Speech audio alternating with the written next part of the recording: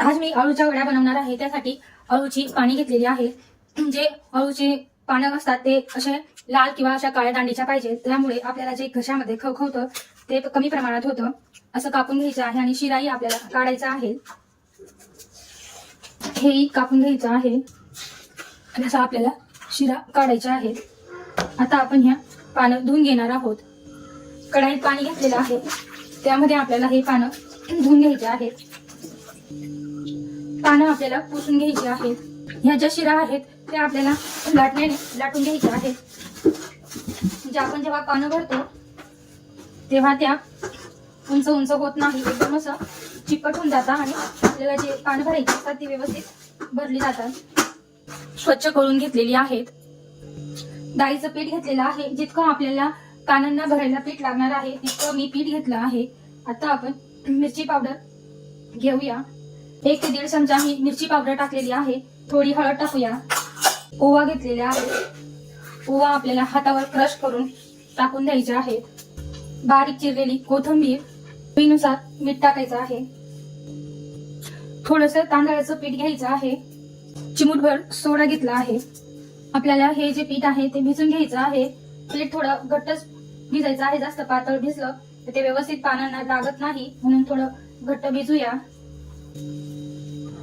थोडंसं पाणी घेऊया। हे आपल्याला छान असं मळून घ्यायचं आहे। छान असं हे पीठ मळलं गेलेलं आहे, छान मी भिजून घेतलं आहे। परातवर आपल्याला हे पानं लावून घ्यायचे आहेत। आता हे पीठ आहे, पीठ आपल्याला पानांना छान असं लावून घ्यायचे आहे।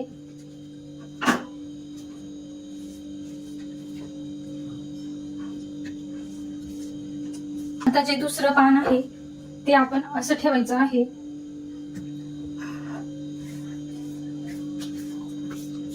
पूर्ण असं पानाला आपण पीठ लावून घेणार आहोत। अशा प्रकारे आपण हे सर्व पानं लावून घेणार आहोत। हे पानं मी लावून घेतलेले आहे। आता आपण हा जो भाग आहे हे दुमडून घ्यायचा आहे। परत हा पण भाग आपण दुमडून घ्यायचा आहे। पीठ लावून घेऊया, म्हणजे ते व्यवस्थित असं चिपकून राहणार। आता जो हा भाग आहे तो आपण या साईडला दुमडून घेऊया।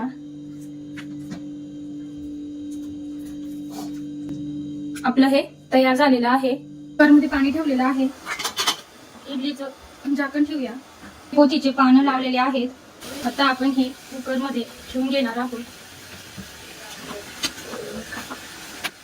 टाकूया। 20 मिनिटं आपल्याला हे वाफवून घ्यायचे आहेत। 20 मिनिटं झालेली आहेत। छान असे आपले ते शिजून गेलेले आहेत। आपण चाकू टाकून पाहायचं आहे। एकदम चाकू असा सरळ निघाला म्हणजे आपले हे छान वाफून गेलेले आहे। गॅस बंद करायचा आहे। आता आपण हे काढूया। हे बघा एकदम छान असं वाफलं आहे। कट करूया। एकदम छान अशा या वड्या तयार झालेल्या आहेत। छान असं मस्त अशा या वड्या तयार झालेल्या आहेत। आता आपण या तळूया। तेल मस्त असं गरम झालेलं आहे। आपण एक एक वडी तळून घेणार आहोत।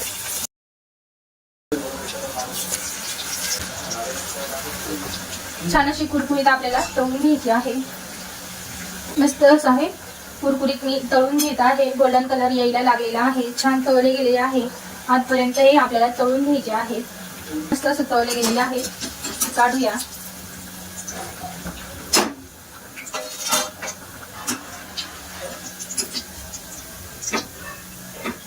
पूर्ण असं तेल आपल्याला झाऱ्यामधून नितळून घ्यायचं आहे। बघा एकदम सुंदर अशी कुरकुरीत वडी तळली गेलेली आहे।